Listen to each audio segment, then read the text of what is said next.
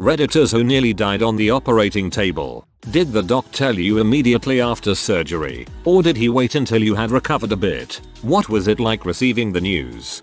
Had surgery for an aortic aneurysm in June.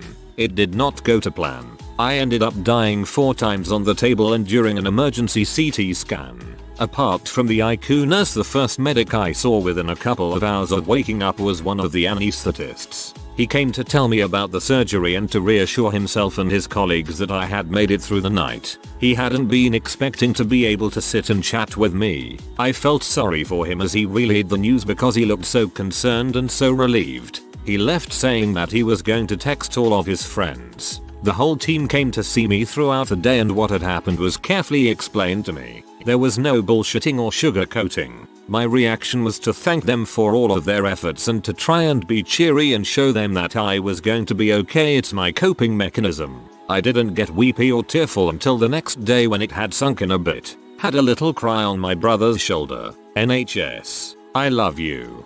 That last bit rings true for me too, mate.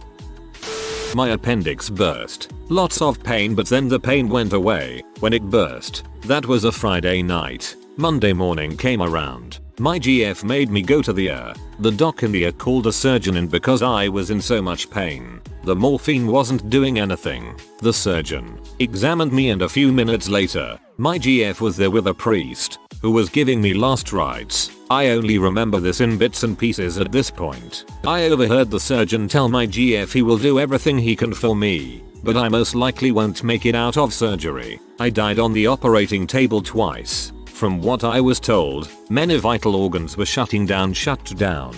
I was in the intensive care unit of the hospital for 4.5 weeks, and a normal hospital room for 2 more weeks. I don't remember dying, or anything like that, but the surgeon was Iraqi, heck of a nice guy. On the follow-up visits afterwards, I even invited him to my wedding, seeing as how it make it possible. Bro, glad you survived it. I feel bad for your GF, that must have been horrible to have to watch all that fold out. Following heart surgery, my wife was told by the surgeon that I had a 50/50 chance of surviving. She did not tell me that she was told that until about a month after I recovered. I am glad she waited to reveal this to me. It would have been frightening to know right away. I still have bad dreams about it and anxiety whenever I go to the doctor, even for the most routine of visits. Well, when I was 12 I had some surgeries, and after the last one I woke up and couldn't talk for 2 days. As in no sound at all. Turns out I had stopped breathing during surgery and they had to shove a tube down my throat and breathe for me till I started waking up from the anesthetic, and they removed before I was fully awake, but dang, that stuff really hurts.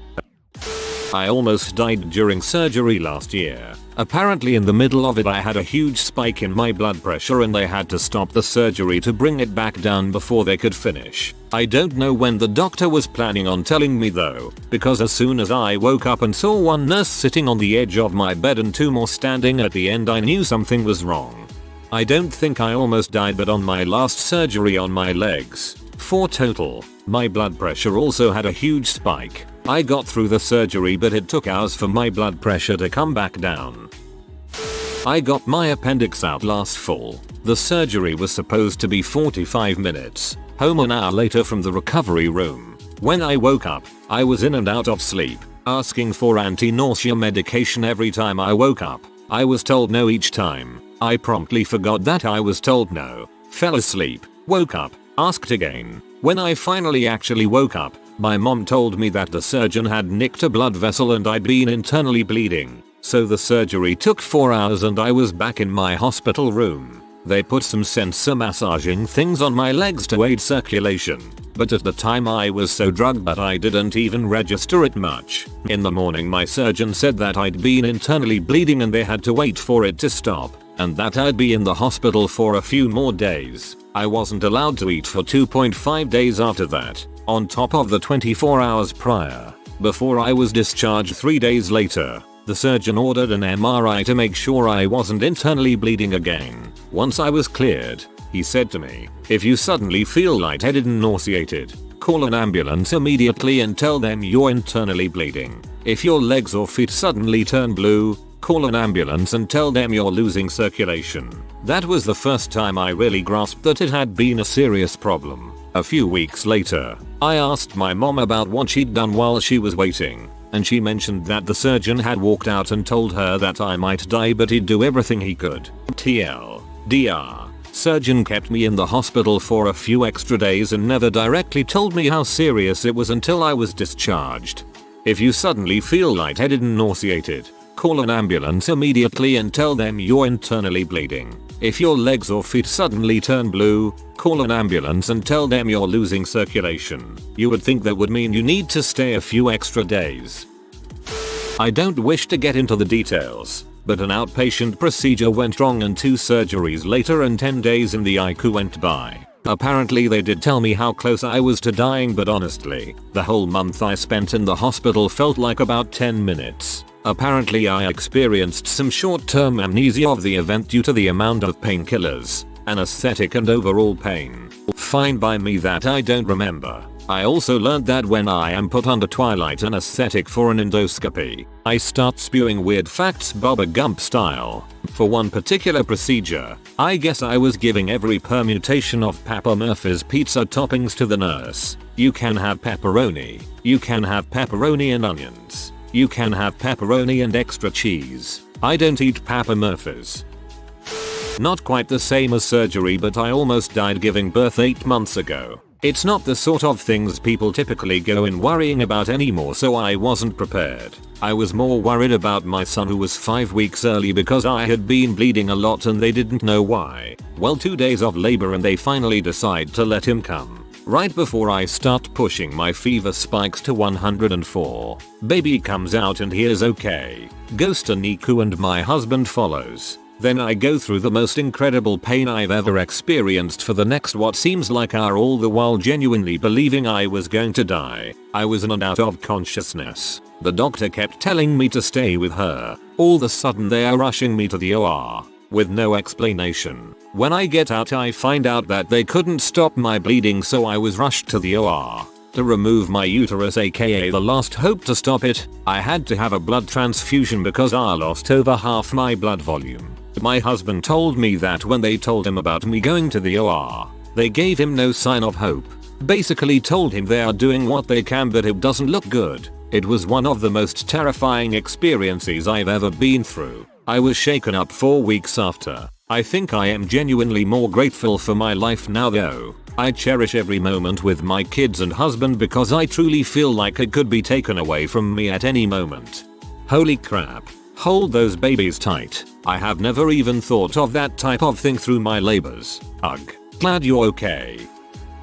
I had a large, softball-sized, ovarian cyst and it ruptured. I lost a lot of blood and nearly died. I received several pints of blood, 5, I think, over the course of my hospital stay. They never used the word nearly died or even emergency. The doctor called it a crisis or distress. This was described to me in such a calm, cool manner. I didn't immediately realize there had even been a problem until my husband and family were in my room crying about nearly losing me. I was still kind of groggy, but I was like, what the heck are you all so upset about? When I was 18 I was sent to the hospital. I kept blacking out and having these weird massive seizures. I lost a good day or two until I finally came to. I looked around and saw my whole family. I was scared and crying because I had no idea where I was. My family started crying and the only person who said anything was the doctor. He looked at me and said, I don't know what's wrong with you, but you can be dang sure I'm going to figure it out. Looking back, it was a pretty bad butt moment for him and was really reassuring for me. Seriously, I believed him, but I kinda ruined the moment when I said thanks, but can I have some pants? Well, you know, when you need pants you need pants. I had a routine splenectomy when I was, maybe 11 or 12. Great memory here. And only found out maybe 5 or 6 years later the regularly 2 hours surgery took about 5.5 hours because I hit an artery and I was bleeding out. Recovery time was probably a month, where the first week I could barely breathe and couldn't move in bed. Had a second splenectomy maybe 2 years later. Went through the same holes and complete recovery was maybe 4 or 5 days, and I wanted to leave the hospital the same day as the surgery. My mom was the one who informed me and it was literally an, oh, The first surgery took so long because I hit an artery, and my reaction was just, oh, no biggie in my mind. Maybe because I was younger or because why drag on about crap that already happened. I think you and I have a different idea of what routine mean, I hope. I had an emergency surgery and woke up in the ICU. I think it was because I threw up during surgery since it wasn't a planned surgery. I had food in my stomach. I ended up a week in the hospital. The doctor didn't tell me a thing actually. He talked to my parents. I too had emergency surgery on my colon. Woke up in ICU. It was not pleasant. Do not recommend. I didn't die on the table or anything like that. The doctor did say I had about 12 hours left before it though. Died during my C-section. Went into cardiac arrest. They weren't going to tell me. My mom had to. All I remember is seeing my beautiful baby girl, saying I need to vomit and then nothing. Honestly, it made me a lot less fearful of death. I actually died. Had to open heart surgery when I was about 3 and 9. During the second surgery, I flatlined for about 3 minutes according to the doctors and my mom. They attempted to bring me back during that time period but I wasn't responding. Around the 3-minute mark, my heart started beating. 30 now and I'm due for another and hopefully final procedure to replace a valve that I've outgrown. Hopefully within the next 18 months. Best wishes on your procedure. I had open heart surgery a few years ago. I didn't know that when I was on a heart lung whatever machine, I'd be charged $75 for being revived. Welp. Congratulations, you've answered the age-old question. A human life is worth $75. I was on the OR for an extra 3-4 hours surgery, majorly fricked up. Surgeon came out and told my dad it fricked up and it was his first frick up in years. It's not that scary to almost die on the OR table. It's the aftermath of learning how to survive. I lost 100 pounds. Was not remotely overweight. I gained weight while in hospital due to 50+ pounds of infection in my body and learning how to walk and breathe again. 0/10 would not recommend. And remember, a lot of surgeries are easy but bowel surgery, if it fricks up you are fricked because what is in your GI tract is not meant to be in any other part of your body. I fell backwards onto concrete from 20+ feet headfirst when I was 12 years old. I stuck out my arm whilst falling that snapped in two. One of those few people who has touched his left elbow with his left hand. Fractured shoulder and skull. Lost a lot of blood and only had about 20 minutes of consciousness in 4 days. Didn't die on the operating table but I died between my fall and waking up in a hospital bed. Took my mother about 20 minutes of me waking up to tell me I killed myself, and I need to thank all the doctors, nurses and everyone else for bringing me back. She also reminded me at regular intervals she would strangle me if I did anything similar again. I wasn't on the operating table but I did die. I had mono and my grandfather had just died and my parents had just gotten divorced, so I really downplayed how sick I felt for about 2 weeks. Then I was pretty much immediately hospitalized for another 2 weeks, and about 1 week in through some kind of complication.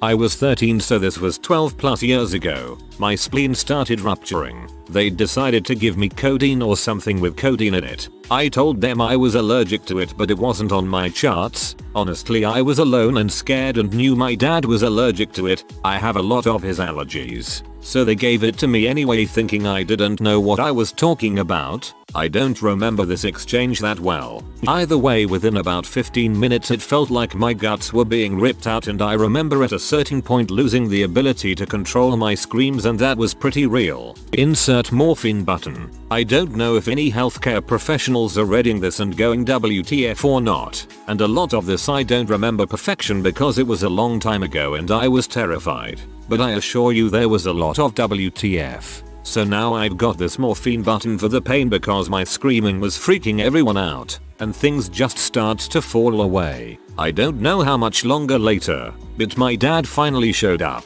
He was upset. I didn't care about anything at that point, and fell asleep. I woke up 18 hours later to a nurse trying to fix my IV that had just broken in my arm. Apparently my heart rate dropped so low that I was technically dead due to a combination of all the meds and some internal bleeding or something. They told me later that day, while I was still in the hospital, which is a lot like the time I was stuck on the runway on Christmas Day, because there was a problem with one of the engines and we had to change planes. Only there was no one in the airport to let us out of the plane, and so after an hour they announced they'd fixed the engine problem and we were taking off. Having to hang out in the hospital where a mistake almost killed me was like that flight. Spent the entire time scared and double checking everything.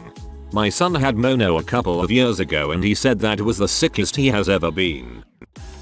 Not a surgery but a medical emergency. I was a stupid 15-year-old and got alcohol poisoning. The doctor told my parents if I had gotten there 30 minutes later I most likely would have died. It was a sobering reality to say the least. I straightened up and was a model student the rest of high school. I didn't have the invincible attitude that most teens have. I still made mistakes and was a normal teenager, but I was just more aware than my friends that stupid in the moment choices do have consequences. I was always the DD and the one checking on people who got themselves so messed up they were sick or unconscious. It got old, but I know on more than one occasion I prevented a potentially devastating event from occurring. My friend from university was born technically dead, but the doctors revived him and he miraculously survived. He's a brilliant kid with a slight speech impediment due to oxygen deprivation at birth. He knew growing up he was different, so when his parents eventually told him the story, he wasn't surprised, but he lives a fully functioning life, so it's not all bad. No one could really tell me anything for a day or so. It took about 3 days for me to get my head around the facts. Stupid appendix. When I was 11 I was in an accident where glass cut my ankle. The glass severed the major nerve, artery, and 5 tendons, including the Achilles. However, the artery was not severed all the way and was still hanging together by a tiny thread, which was causing me to bleed out faster than normal. Doctor had to perform surgery to clamp the artery with no anesthesia. My ankle always feels funny just typing that moment. Regardless, Doc couldn't do the full surgery, so I was sent to another hospital. The surgery was touch and go and I almost didn't make it because of my age. Doctors never told me. I only found out when I was a lot older just how close to death I was. It didn't affect me, honestly. Bleeding out. Eventually things go numb and you have this wave of euphoria wash over. At 11 I was okay with dying. Of course the initial few minutes of panic was nuts. Talking about it now is crazy because I appreciate and respect life so much more now than when I was a kid. In this moment, I am euphoric. Not because of some phony God's blessing, but because I am bleeding out.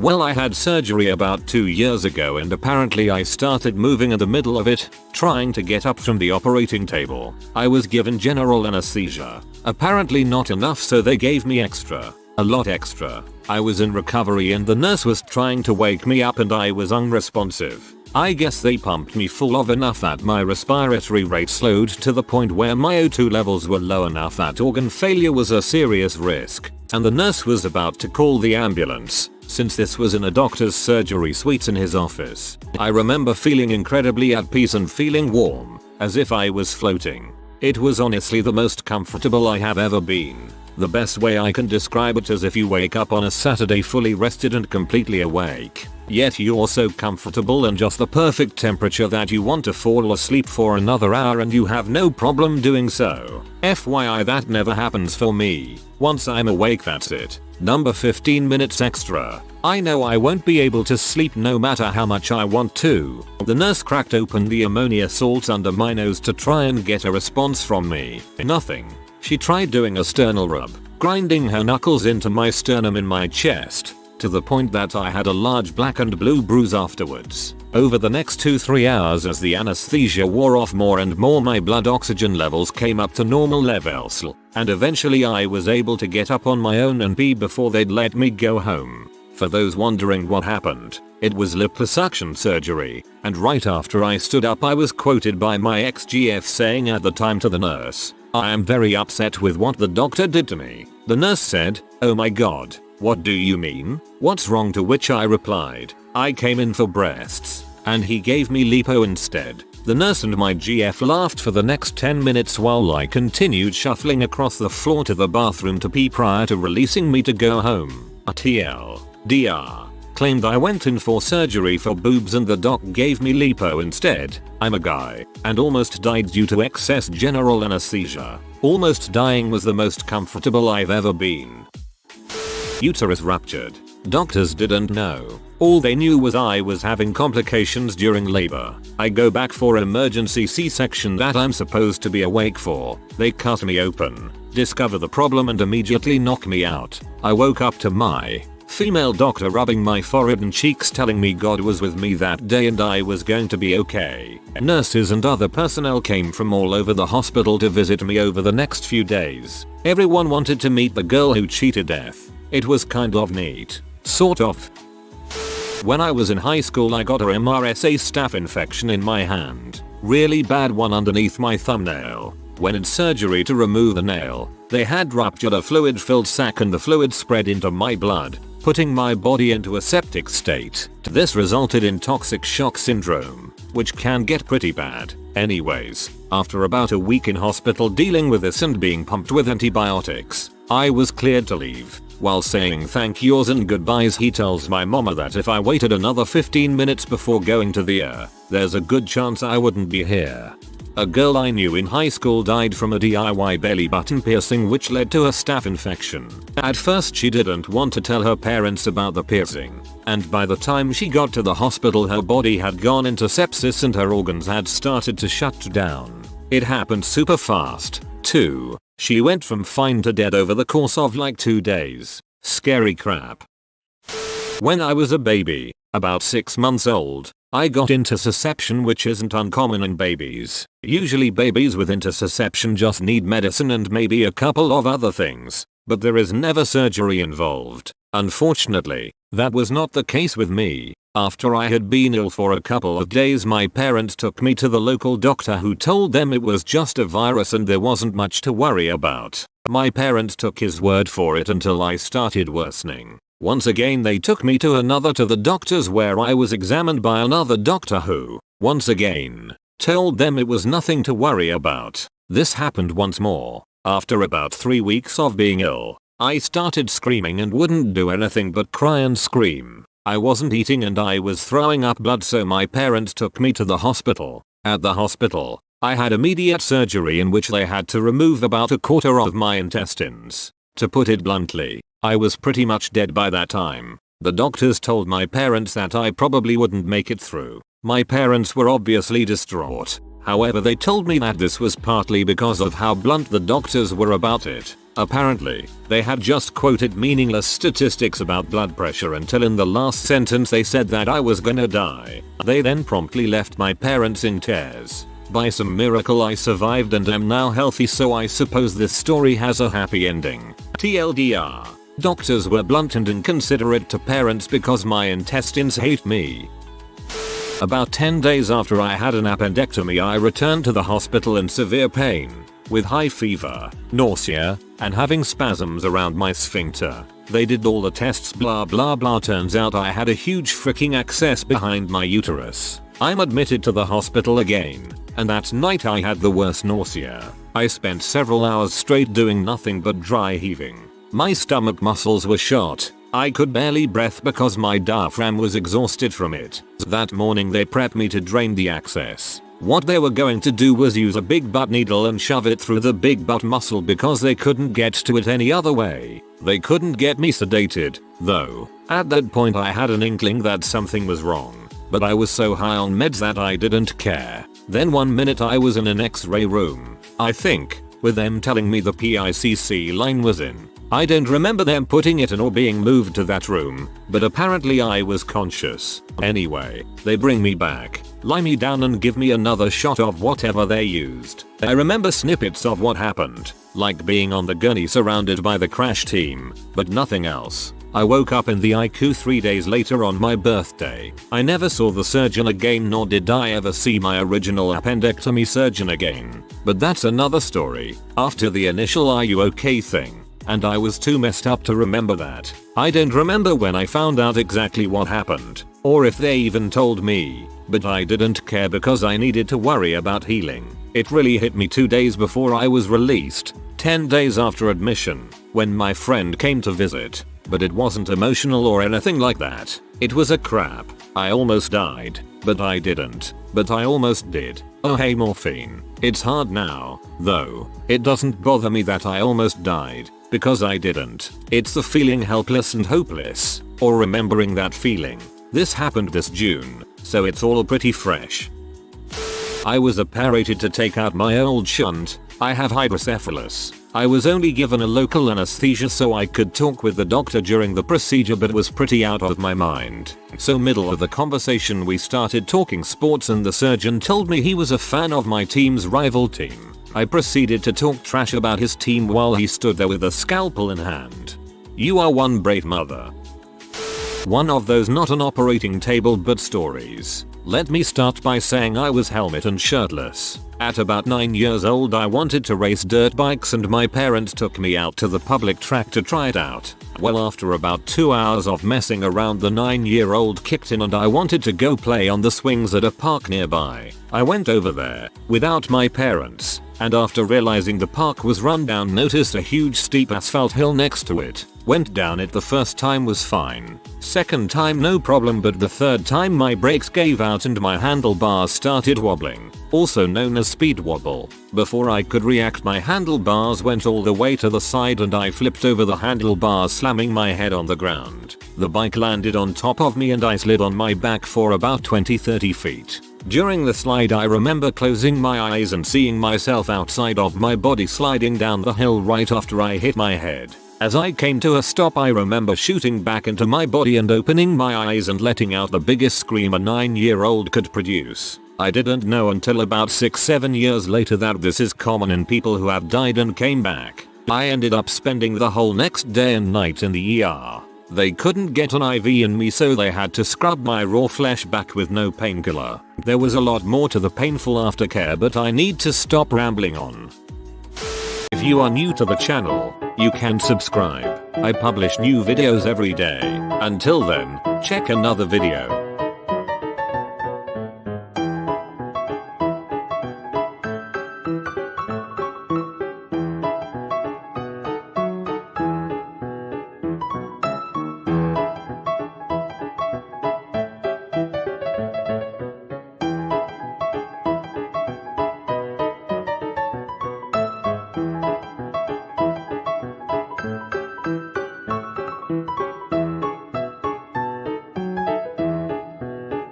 Bye for now.